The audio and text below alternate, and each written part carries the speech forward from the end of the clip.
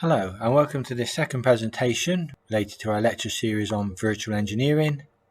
In this brief presentation we're going to consider some case studies that we can analyse using classical analytical hand techniques as we outlined in the previous presentation, and which we can then model using computer finite element analysis techniques and compare and contrast these solutions.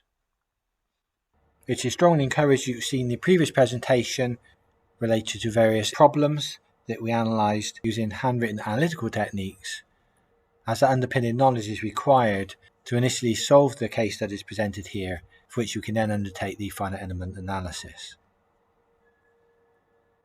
For reference, I have included the unity brackets from the previous presentation to help you with various conversions that you might want to undertake when developing your analytical solutions.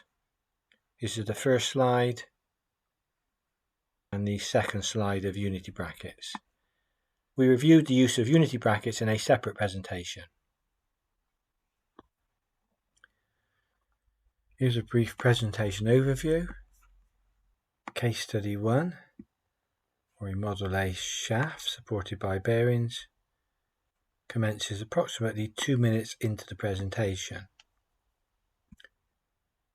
Case study 2, that relates to modelling one of these upstands, shown in the supporting structure here as a cantilever beam, commences 4 minutes into the presentation.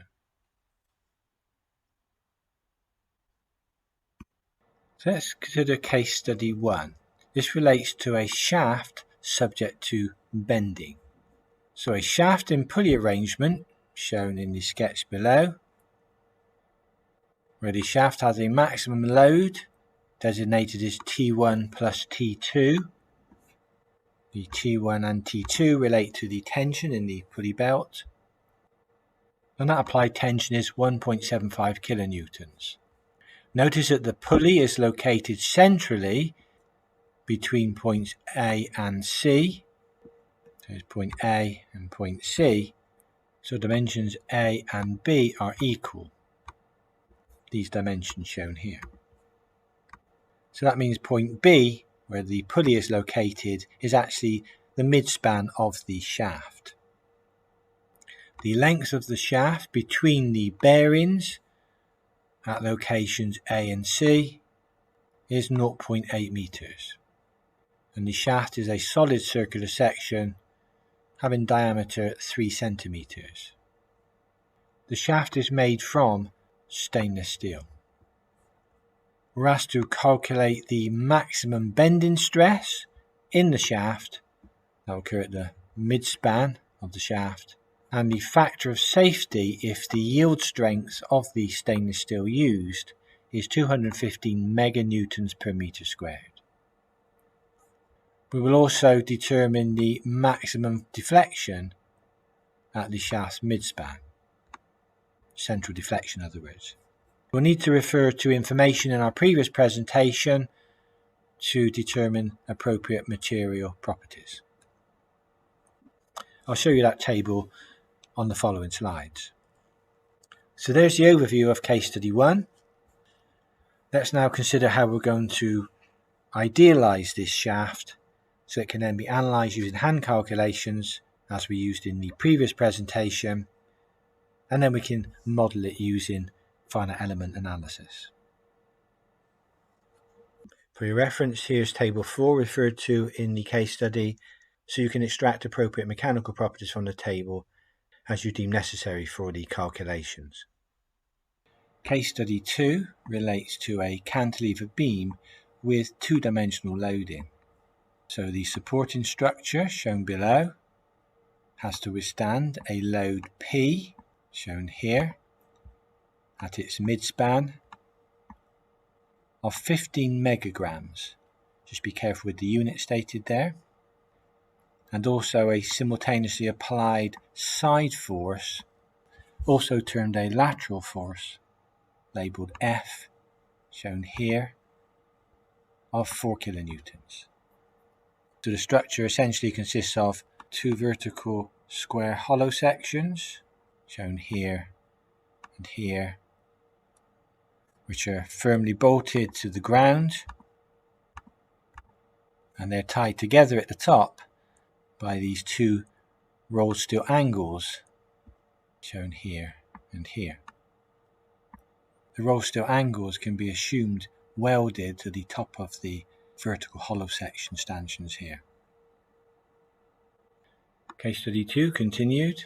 So assuming that the two applied loads are reacted equally by the two 100 by 100 by 8mm vertical aluminium alloy square hollow sections, shown here and here, which have a length L of 200 centimeters.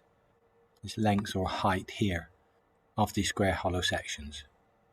We're asked to determine the maximum stresses at the base of one of the square hollow sections. That's where it's bolted to the floor. So we're trying to find the maximum stress at this location. And also to calculate the factor of safety if the yield strength of the square hollow section is 315 megapascals. We're also asked to calculate the deflection of the upper free end of the square hollow section, assuming no support from the angle section shown, these rolled steel angle sections shown here. This diagram here, the bottom of the slide, shows a generic square hollow section of width B and depth B and having a wall thickness labelled T here. Obviously, as this is a symmetrical section, then the section properties about the XX axis will be the same as the section properties about the YY axis. For example, the section moduli and the second moment of areas. Case study 2 continued. So here's the modelling idealisation suggested to analyse one of the square hollow sections. So we'll model one 100 by 100 by 8mm square hollow section as a cantilever beam in cast straight or fully fixed at the bolted base. So that's down here. That'll be this location on our sketch. And free at the upper end. So free at this end here. This end of the square hollow section. We're going to apply the appropriate axial and lateral loading to the upper free end as indicated. So here's the axial loading applied. It's actually the total load P divided by 2, because we're assuming that each of the square hollow section stanchions react half of the load applied. And likewise the lateral loading to one square hollow section is F upon 2. F is applied to our structure laterally, and we're assuming that both of the square hollow sections react half the load. The lengths of our idealised model will be the lengths of the section given in the question. It's actually 200 centimetres. So that's the proposed idealisation for the cantilever beam with two-dimensional loading. Case study 2 continued. We will need to determine the section properties, in this case for the section type of a square. From our standard table here, we're going to use the area formula, calculating the area of a square. We will calculate the second moment of area, symbol I, using the formula shown here. And we will calculate the section modulus, minimum section modulus. Now obviously, as this is a square section, the section properties about the XX and the YY axes will be the same due to the symmetry of the section. So to calculate the section properties for the square hollow section with regards to the area and the second moment of area, we will basically consider one large square minus one small square. I will show you the calculations on the next slide. Case study 2 continued. So here are the calculations for the beam section properties.